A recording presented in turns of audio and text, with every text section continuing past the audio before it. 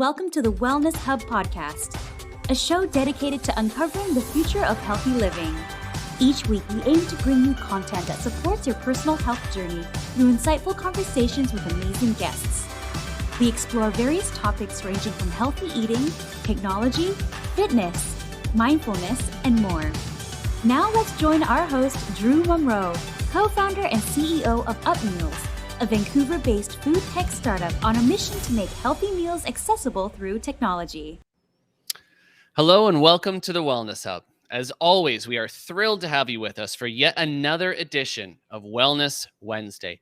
Every single week, we're hosting amazing guests and discussing really important topics ranging from entrepreneurship and technology to health, wellness, fitness, and mindfulness. And as always, we hope you find these conversations valuable and insightful on your own wellness journeys.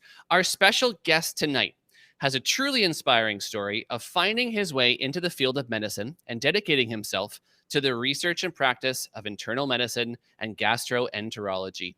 Tonight's episode will truly live up to the title of the Wellness Hub, as we'll be getting deep level and actionable insights on health and wellness from a foremost expert in the field.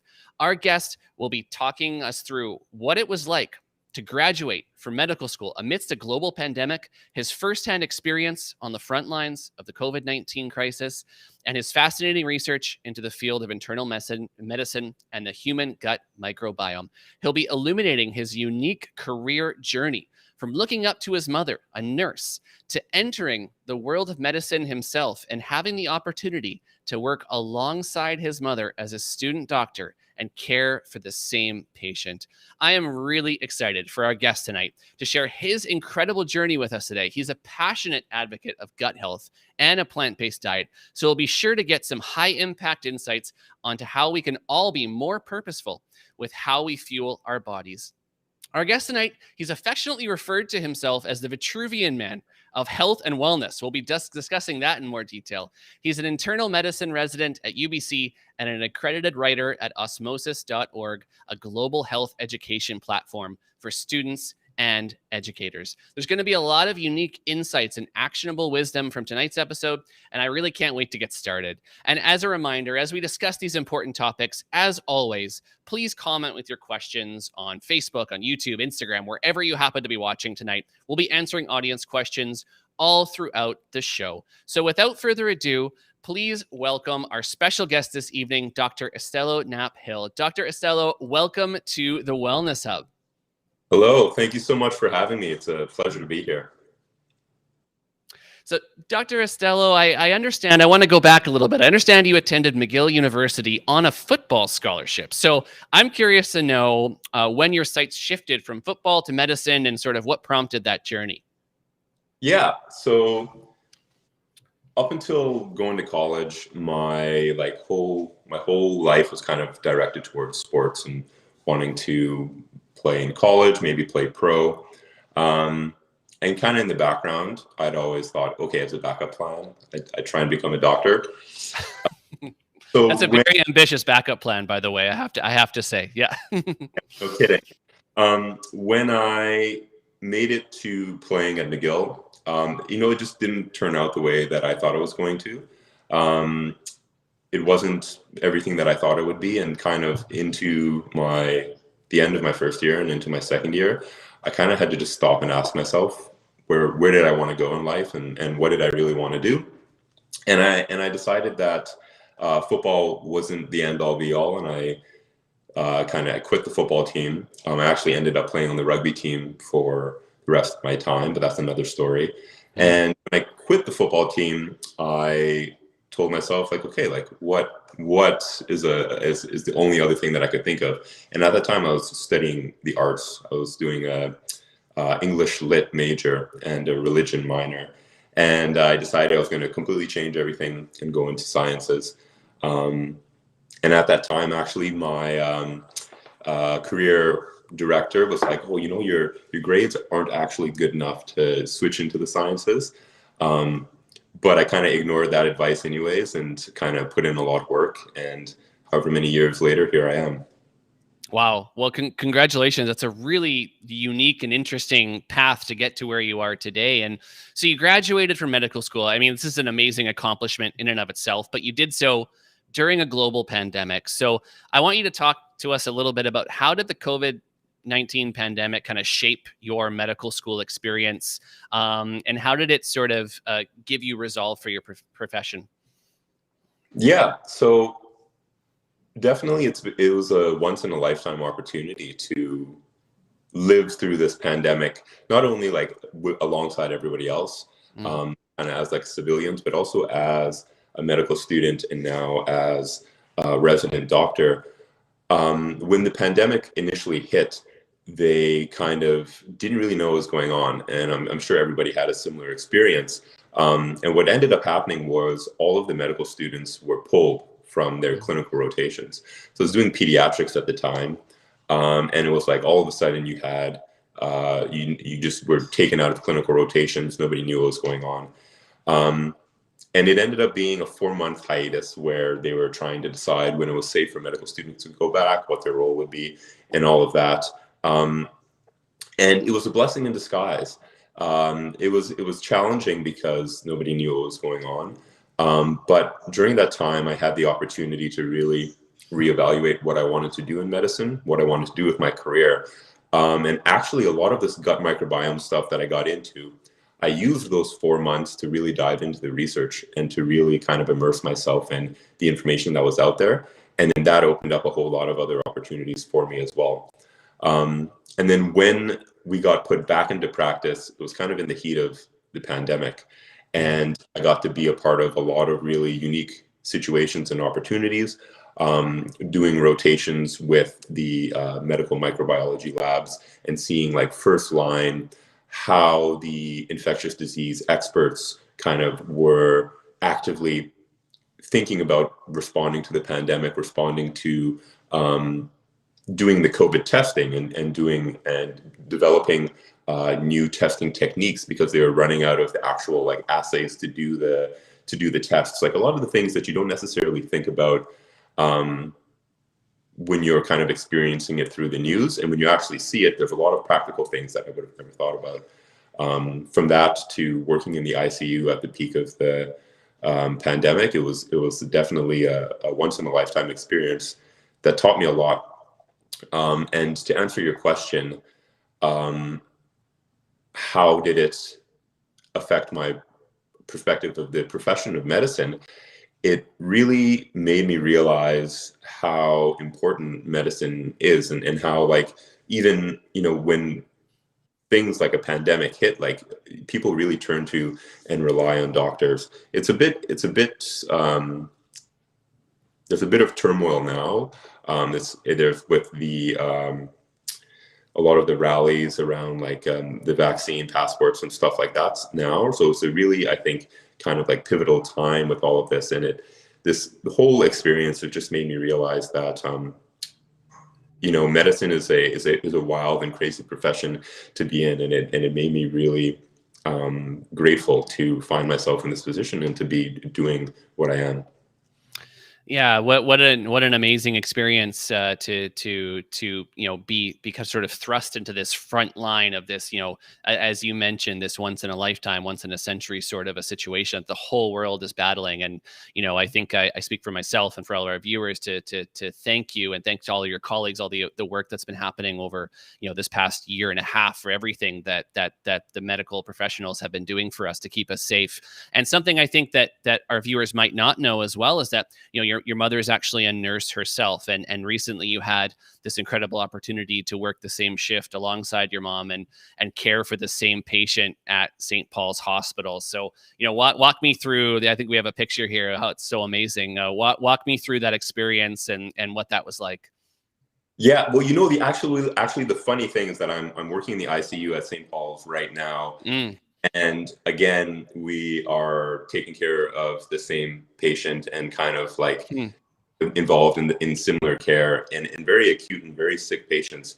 And it's pretty surreal. Like growing up, I grew up in a single mom household, and my mom was my mom. And we have this really strong, amazing relationship where we've kind of always been able to depend on each other and rely on each other.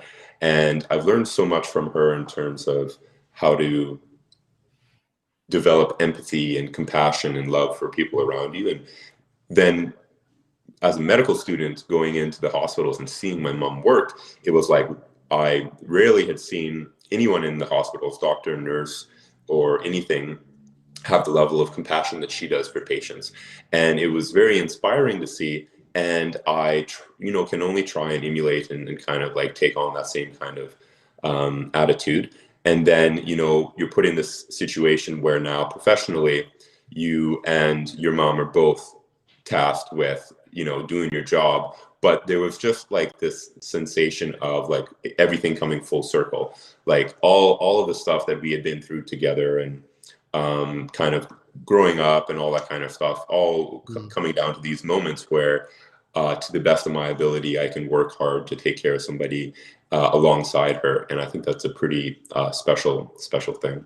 I couldn't agree more. Yeah, these are amazing photos that we're sharing here. What a unique experience for both you and for your mom. And I want to talk a little bit something you mentioned with the empathy. Most of us imagine kind of this medical school experience consisting of these giant textbooks and long nights of studying and exams. And I'm sure it is those things, but I'm curious how much focus there is on soft skills in the curriculum. How important and how stressed is it for practitioners of medicine and medical students to learn empathy and learn soft skills in the treatment of patients? Yeah, well, I mean, I think it's very important. It is a component of medical school. We have a lot of opportunities with practice patients, discussing bad news, and kind of like all of these things are built into the curriculum for sure. But I think that empathy is not necessarily something that you can like just put into a curriculum. I think it's something that you truly have to practice and develop. And like I said, like I probably had a lot of practice with my mom and growing up with her and growing up in the relationship that we had. And then also throughout my college and kind of like after college, I did a lot of volunteering in places like the Vancouver Crisis Hotline and Suicide Hotline and stuff like that. And I think that those experiences really showed me how to listen and how to kind of connect with people, especially when they're at their lowest points. So I think that as a physician, your skills for empathy aren't something that you necessarily learn in medical school. You can learn a rubric and you can learn kind of the structure for how to go about it, but it's something that you're going to develop throughout your career and throughout your lifetime. You're going to have moments where you see patients and you connect with patients in a way that could never be taught in a book or in school. It's something that's personal and it's something that is genuine. And I think that that's kind of at the root of true empathy is developing a genuine connection with someone and being able to really kind of sit with them at that point. If they're feeling like they're, at the bottom of a well, stuck in the darkness. I think empathy is about like climbing down into the well and like sitting at the bottom with them. And it's more a feeling and it's more a kind of a connection thing than okay, this is how you do it. Like these are the things to say. This is how you do it. So I think it's a combination. You get those opportunities in medicine, and then also throughout your career as a doctor, you get a lot more opportunities now.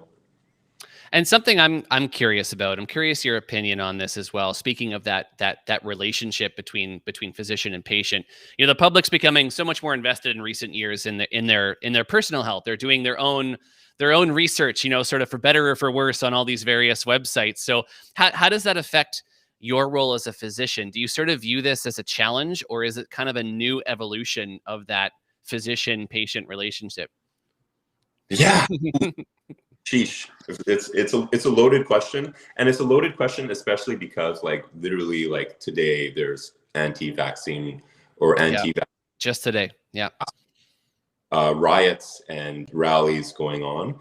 And, I think that being an advocate for your health and being educated and involved with your own healthcare is the ideal situation. The thing that scares me a little bit is that I think that with COVID, COVID has been a pandemic, but it's also been this incredible like social experiment. We've seen kind of like a lot of things play out in ways that I think nobody expected. And so one of the things where it's like, okay, where do you get your information? What information do you rely on? I think that historically, like healthcare professionals, doctors, these kind of people have been considered kind of experts or people that you could trust. And I think that what we're seeing now is that there's a lot more, like you said, like self-educating, people going and finding stuff, finding their own sources that sometimes aren't always as like scientifically backed, or what I've seen in some cases is like people will really latch on to kind of something that we call like anecdotal evidence. So something really important to acknowledge is like vaccines, the vaccine is not necessarily a 100% proof. And that the goal with the vaccine is to build overall immunity and to overall decrease the rates of COVID. And, you know, I've seen a lot of people latch on to the thing like, oh, you know, like I got the vaccine, but somehow this person still got COVID, therefore the vaccine doesn't work. And I think that in certain situations, there are kind of like logical fallacies that happen where they necessarily make a jump that doesn't have a very sound basis. And another thing that concerns me is that, you know, like I don't want to share too much information about like the patients that I'm taking care of and whatnot, but like, for example, in the ICU, most of the patients in there with COVID are unvaccinated. And it's really unfortunate to have a conversation with somebody who doesn't believe in COVID, who has COVID, needs to be intubated, needs to be brought into the ICU. Like, how do you have that conversation with somebody when their information sources that are all targeted towards them are telling them it's not real, it's a hoax, it's false. And from their perspective, it is, and it doesn't exist. But in reality, they're very sick. They're needing to be in the critical care. They're needing to, you know, like all these things. And I've just seen this kind of disillusionment or this illusion kind of like creeping up. And it scares me because like I don't think that everybody is going to get hurt, but I think that when this kind of dismissal of the, like, it's not like the healthcare system is out there to hurt you. You know, we're genuinely like working as hard as we can to take care of people and to fight for people and their health and their safety and to implement measures that are going to make a difference to that. And when people who find stuff on the internet that kind of like tell them otherwise, latch on to that, I think some people are going to get hurt, and I'm seeing people get hurt, and I'm seeing the results of that firsthand. I will take care of anyone and everyone that comes through, but if it's something that we can prevent, I'm all for that. I think that it's kind of disappointing that people are so worked up about the idea of a vaccine passport. You know, if they didn't come up with a new name for it and they just said like an immunization record, like that's something that already exists. When you go to elementary school, your kids have to have an immunization record of making sure that they have had their immunizations and stuff. Like that's not news to anyone. But I think that there's been a lot of like gaslighting, and there's been a lot of kind of like pigeonholing into a perspective of kind of, yeah, just one that's not as it's very dividing. It's very conflict generating. Yeah, I'm by no means am I a expert in these topics. Like I have my own opinion, and I definitely am a supporter of people getting vaccinated. And I think that if people have questions like approaching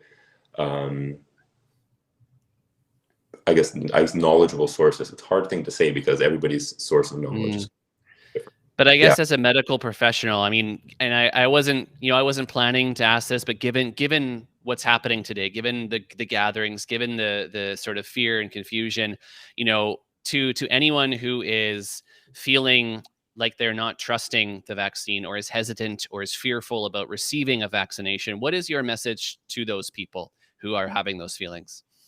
Yeah, I would say engage in a conversation about it. And I would say be open to understanding the other sides of the argument. Like, I have no problem hearing out somebody who is against vaccines, because I think that it's an opportunity to have a educated discussion, and it's an opportunity to really find out like what is holding somebody back from getting a vaccine. What are their fears? Are there things that we can talk about that may or may not be supported in the clinical trials or the data that we do have?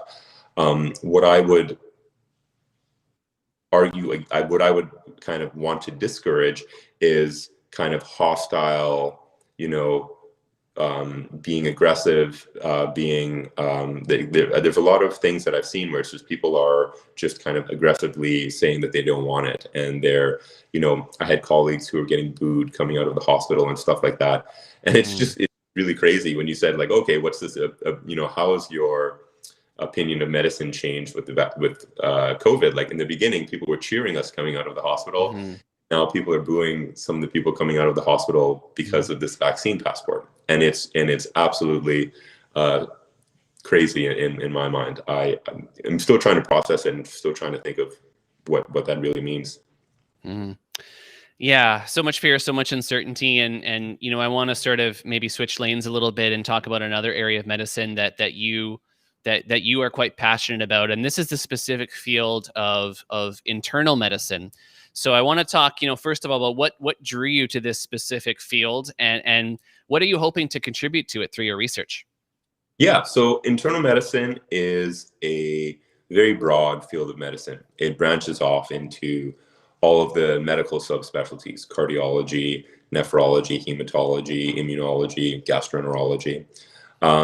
And the thing that drew me to it, it was in the same thing that kind of intimidated me about it. There's so much to know. There's so much information. And I wanted to pick a career where I would continue to learn, and I would kind of grow every day, and I challenge myself. And then also when it came down to like the way I wanted to practice as being a physician, I felt like internal medicine gave me an opportunity to do something that was very cognitively engaging, and also potentially to, if I did something like gastroenterology, to do a lot of procedures and stuff like that. I felt like there was a good balance. And I'm very much a person who likes to feel like I'm reaching my full potential. And so the challenge of it also drew me to it, because it felt like it would push me to get the most out of what I have to offer. And there's so much talk and emphasis on what we call gut health, right? Maintaining a healthy gut. And I understand you actually had the opportunity to give a lecture at the UBC Medicine on human gut microbiome. And so I'm just hoping you can shed some light to our listeners about what that means and why it's important. Yeah. So first off, it's like, we consider ourselves a single being. Like, okay, I am Estello, I'm one person. But when you look at all of the bacteria, all of the viruses, all of the yeasts and everything, all these little organisms that kind of that are like encompassed with you, inside of you, on your skin. And one of my favorite facts is like when you compare the amount of like genetic data. So you have 20,000 human genes. That's like a known fact. But if you break down the amount of genes that you have carried within the bacteria within your gut, it's something in the order of like 1 million genes. And so if genes are the basic unit of life and information, like we are carrying a heck of a lot more bacterial information and genes through the world than we are human genes. And there's a really interesting idea of the human superorganism. So what that means in plain language is like when you think of yourself as a being, you think of yourself plus all of the organisms and all of the other things that are alive within you. And what's really important about the gut microbiome is that like 90% of the bacteria in your body are in your gut. And it's funny because like another thing that I think COVID has brought about is kind of like this fear and this like fear of bugs and germs and that kind of thing. And that's like germs that cause disease are like a very few amount of bugs when you compare it to all of the other bacteria that exists. And so when we're looking at the bacteria on our bodies, we call it the microbiome, which literally just means like small world. And the small world inside of us is like an ecosystem. We're a lot more like a rainforest than a single being. And when you talk about gut health, and you talk about the ecosystem and the rainforest of all the bacteria and stuff in your gut, the diversity and the health of that affects your body. It affects your mood. It affects your cognition. Like there's a lot of research that's coming out that shows a lot of really interesting correlation between what your gut is like and how you're doing, the kinds of diseases you might develop. Studies looking at, affecting obesity, weight gain, diabetes, all of these things. And it's a really new field of medicine, and we're just starting to understand what these relationships mean and how these relationships exist and how exactly our gut microbiome affects those things. But overwhelmingly, there is a strong connection, and it's definitely there. And one of the things that I'm excited for with my career is continuing to dive into that and to understand how that relationship exists and how to kind of like share that information with the world.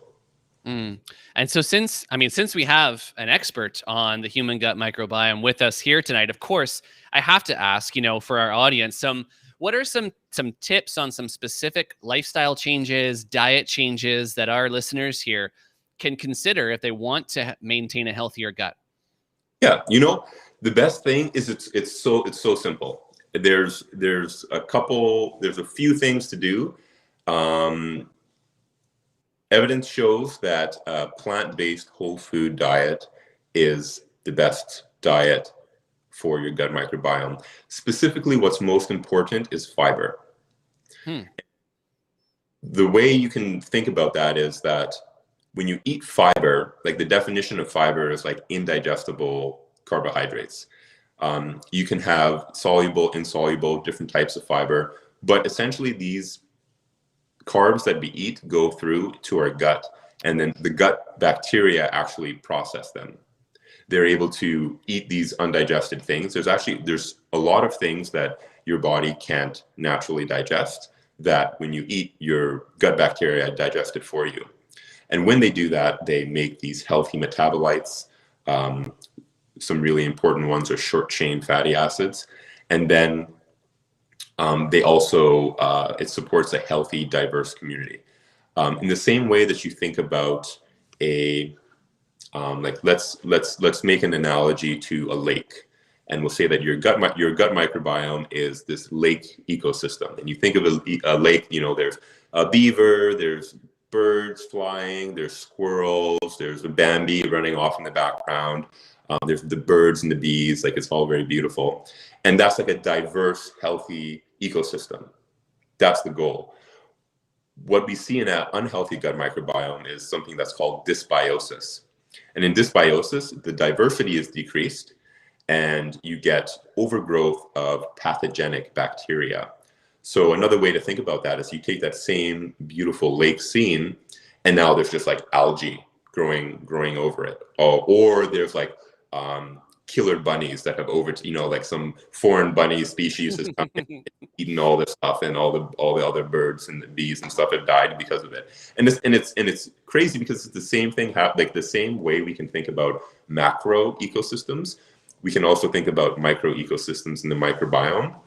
And the same principles apply. Diversity is everything, and the things that we can do for that are to eat a lot of different plants and to eat a lot of fiber. And so I want to sort of touch on something that we saw from yourself, your profile, your Instagram. You you refer to yourself as the Vitruvian man of health and wellness. And so I'm curious there. Yeah. If you want to look like Dr. Estello, eat fiber and eat plants. Look at this picture. That's incredible. So how does your love for health and wellness stretch, kind of beyond your profession? Yeah. So I would say that, like, I try to practice what I preach.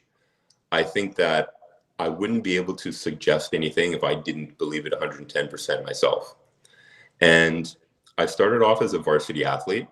And so athletic performance and being kind of like healthy, fit, strong has always been something that I've been passionate about. And then I went and became a doctor. And my interest in the human body, the human mind, human performance has always been like, how can I optimize this? How can I get the most out of this life that I have, this body that I have?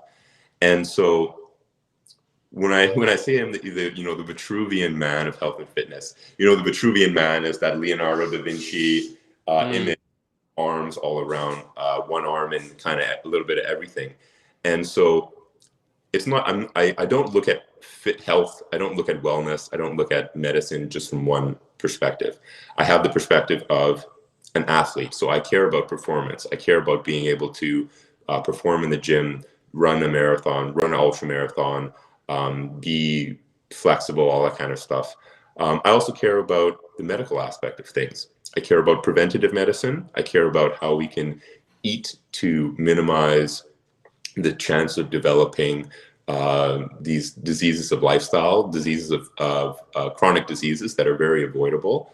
But then I also care about the other aspect of it, which is like interventional medicine and the medicine that exists for people who are sick and for people who need it. And I don't think that it's one or the other. I think it's a combination of both. I care about mental health. I actually ended up doing a undergraduate degree in psychology. And I mentioned before that I spent a couple years working as a volunteer on the phones for the suicide hotlines. And I think that mental health, counseling, psychology, all of those things also contributes to who we are. Mindfulness, meditation, those are things that I practice myself. And I think that at the center of all of those is where I try to be. And I try to live a life that incorporates all the things that I've learned and that incorporates all the practices that I've developed over the years to push the limits and the boundaries of what are possible. This idea of the human superorganism doesn't necessarily have to just refer to you and your bacteria. I think it can also refer to like you and what your potential is and kind of chase after that. And yeah, so it's just me putting it into practice. And I feel very blessed and lucky to be in a position now where the things that I've learned and the things that I've put into practice are what I've been able to now share with the world, and to have it so well received, and to be able to be given the opportunity to come on shows like this and to speak about it and to really share my passion with the world, I think is so cool. Absolutely. And thank you so much for sharing all those amazing insights. I love the way that you look at things and you have this sort of whole holistic approach to everything that you do. It's really inspiring. And, the audience, we've got some questions coming in from the audience now. They actually just took the next question right out of my mouth. So I'm going to ask the audience question because I think it's a little bit better than mine. The question here from Instagram, are you vegan? And what are your thoughts on the vegan diet versus flexitarian versus carnivore diet? Great question. Yeah. So I would say that I am like 90% vegan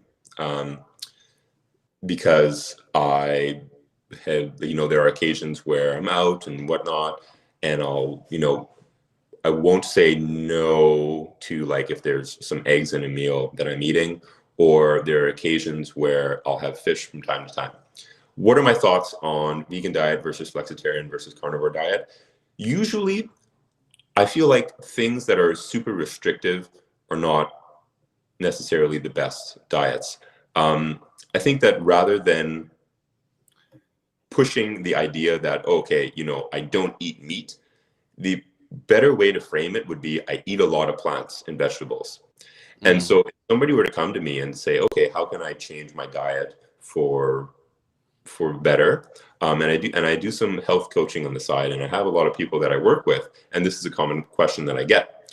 And rather than telling people that you have to cut everything out, I would much rather they increase the amount of vegetables, fiber that they do eat.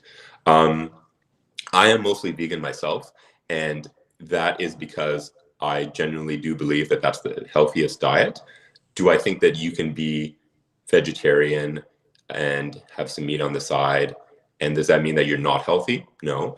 The carnivore diet, I think that from my perspective and the knowledge that I've kind of gained and the books that I've read and the information that I have and the kind of what I know about the gut microbiome, a lot of it is more in support of a plant-based diet. Does that mean that there are people out? Does that mean that you can be on a carnivore diet and still be healthy? For sure. The human body is an adaptable, malleable, and dynamic thing, and it can adapt to many different situations. But for myself, and what I would recommend to my patients, and what I would recommend to anybody who came to me for health advice, would be to be as vegan as you can be. That's great advice. I love the way that you're shaping it in the sense of adding and enhancing your diet with more healthy foods than taking away and restrictive. People look at these restrictions as a barrier or a wall, and I love the way that you frame that. And thank you for sharing about your personal diet as well. We're learning about you, Dr. Estello, but I'd like to learn even more, and I'd like to share a little bit more with our listeners. I'd like to do a rapid fire round with you right now. Are you ready? Ready. We got a bunch of rapid fire questions we prepared. Okay, here we go. All right. Cats or dogs? Dogs. Coffee or tea? Coffee. Sunrise or sunset? Sunrise. UBC or McGill? McGill. Oh, man. Okay. Running or yoga? Running. Tempeh or tofu? Tofu. Hummus or tzatziki? Hummus. Surfing or snowboarding? Surfing. Football or rugby? Oh, this is so hard. Rugby. Rugby, really? Wow. Cutting or bulking? Bulking for sure. Really? Okay, absolutely. Scrubs or white coat? Scrubs. Night in or night out? Night in. Adventure or relaxation? Adventure. Okay, last one, and very tough. Plant-based tacos or plant-based pizza? Plant-based tacos. Wow, no hesitation. Thank you, doctor, for participating. I love to get our listeners to get to know you a little bit. Thank you for doing that. I want to ask you something. You've shared so much great advice with our audience tonight. I want to ask you personally, what's the best single piece of advice that you've received about life, your career, or anything in between? Let me think about that one for a second.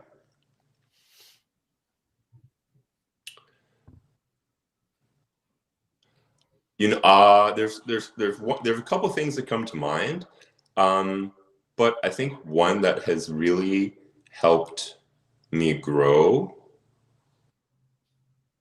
in the last maybe like 10 years or so came from one of my rugby coaches. And so pretty much essentially, if I were to sum it up, is like, don't be a yeah, but guy. Okay, what does that mean? Okay, so I'll give you the context. So I think this is my senior year of playing rugby at McGill, and I was a senior player. I was one of the co-captains and kind of had this big position on the team. And I remember I did a play, and then my coach pulled me over afterwards. He's like, "Hey, Estello, like I have a little bit of feedback on how you did that. Like, do it like this instead next time." And then I was like, "Yeah, but this is why." And I just started going off. And he like grabbed me by the shirt and pulled me in. And he's like, "Listen, you mother F word." He's like, "You always say, yeah, but whenever I have any sort of anything to say to you." He's like, "Stop being a yeah, but guy and just listen." And I had like this epiphany moment where it was like, just listen. And ever since that moment, whenever I'm in a situation where there's any sort of information coming my way, regardless of whatever preconceived notions I have about it, I try my best not to be a yeah, but guy. And I try to take in feedback, criticism, positive affirmation whatever it is, I just take it in, and then either I can accept it or deny it, but I take it in either way. And especially when we're in this climate, when we were talking about like the anti-vaccine movements and this and that, I think that there are a lot of yeah, but guys out there. I think there's a lot of people who are like, vaccines work, but like there's so much of that going on.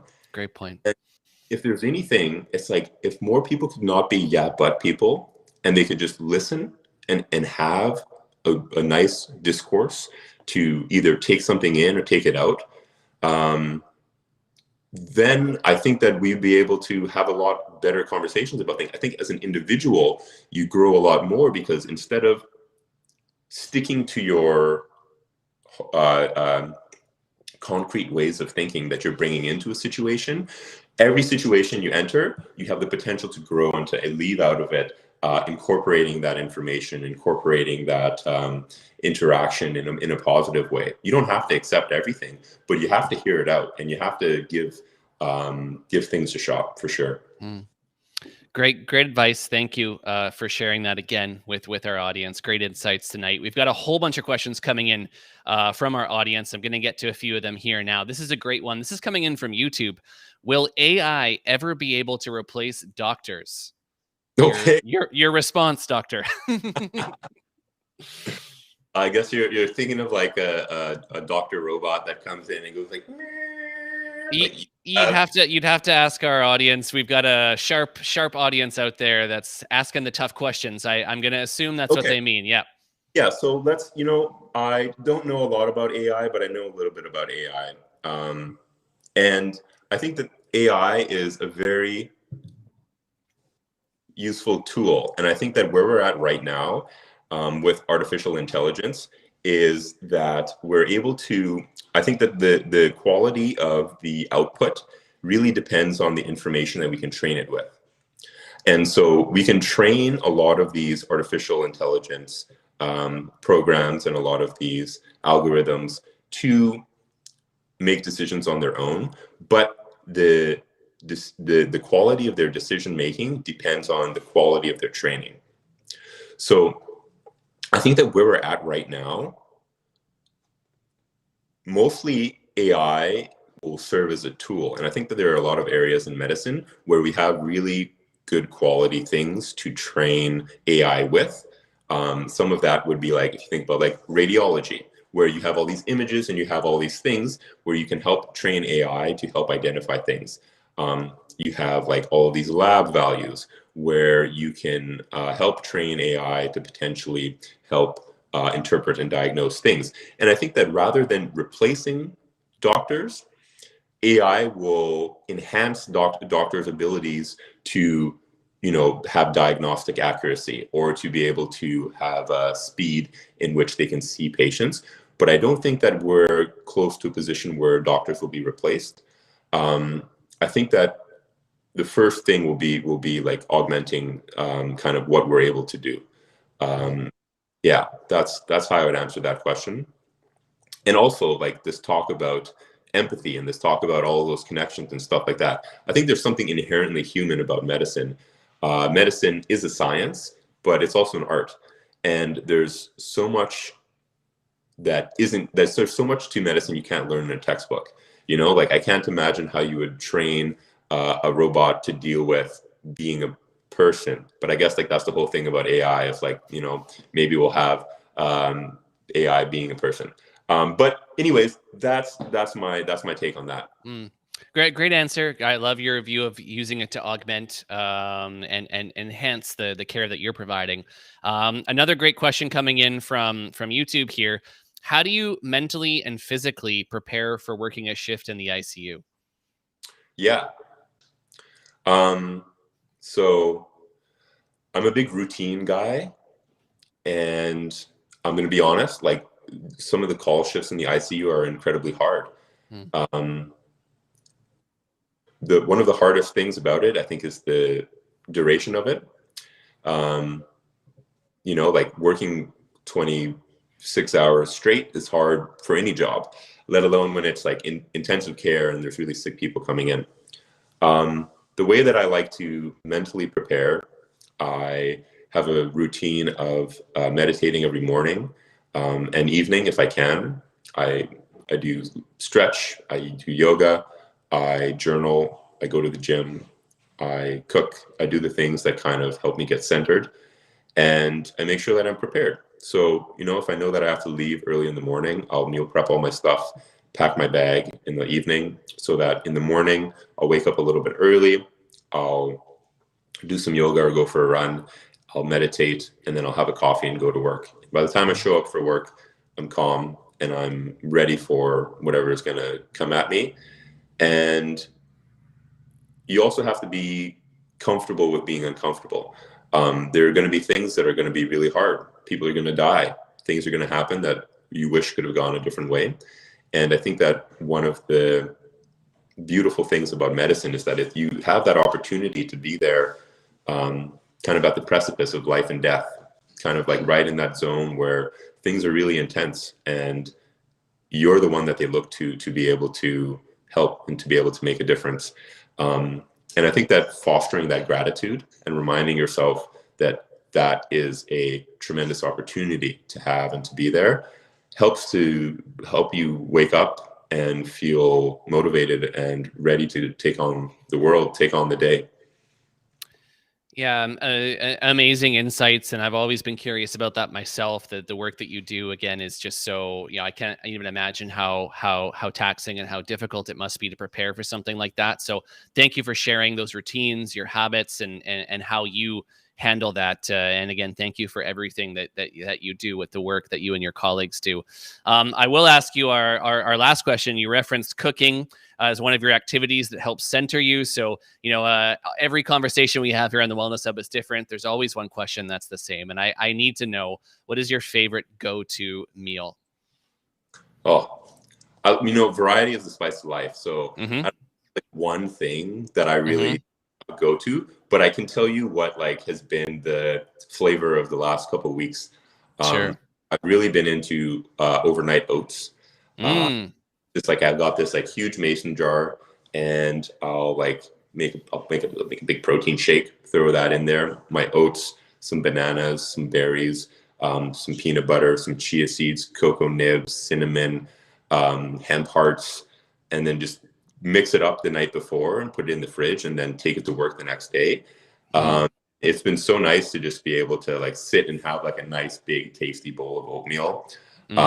I feel rushed, and to be able to just have it ready on the go. So we need that recipe up there. We need Dr. Cooking with Dr. Estello is going to be our next live episode. That sounds delicious. It's coming. All these things that I'm put out there, and yes, that's on there. Yeah. Absolutely. And I know you have some great, you talk a lot about food on your Instagram page. So I'd love for our listeners and our audience tonight to know, where, Dr. Estello, where can we go to learn more about you and all the great work that you're doing? Yeah. So right now I'm mainly just on Instagram. So you can find me at Dr. Estello. And hopefully as life tones down a little bit and a little bit more free time comes up, I'll be expanding onto other forms of social media. But for now, you can find me there. Fantastic. Well, thank you so much, Dr. Estello, for joining us and joining the Wellness Hub here tonight, sharing your amazing insights, your experience and your story with us. It was so inspiring for myself and for our listeners. And we hope you'll come back on and give us an update really soon. I'd love that. Such a pleasure. Thank you. Take care. Good evening. Okay. That was fantastic. I mean, Dr. Estello is the first medical professional that we've had here on the Wellness Hub. And really, I'm just so grateful for the expertise and the insights that he brought to our show tonight. First of all, I'd just like to thank Dr. Estello, along with all of the healthcare professionals and frontline workers out there that have been working tirelessly for the past year and a half. It's been a long road for all of us to get here, and it certainly wouldn't have been possible without the incredible work of people like Dr. Estello and his mother that they have done. And, I don't know about you guys, but I'm ready to start doing some of my own research on the human gut microbiome and sorting out what's going on there. I mean, it was such a genuine privilege to sit down and speak with him on everything from his insights on the pandemic to his healthy gut tips. And it was just awesome to hear everything that he had to say. It's amazing to see the resiliency and the perseverance that the entire field of medicine has demonstrated over this past year and a half. I mean, we've all heard the stories. We've all seen the news about how overwhelmed the healthcare system has been. But I really can't imagine the experience of witnessing that firsthand. And we got to look at that tonight. So to see that strengthen the resolve of people like Dr. Estello is beyond inspiring. I can't think of a more jarring welcome to the field of medicine than being thrust into such a situation. So a major kudos to all medical professionals who've discovered newfound energy for their work throughout this crisis. And you know what really struck me about our guest tonight was how much his passion for medicine is also reflected in his just overall zest for life and his enthusiasm for health and wellness.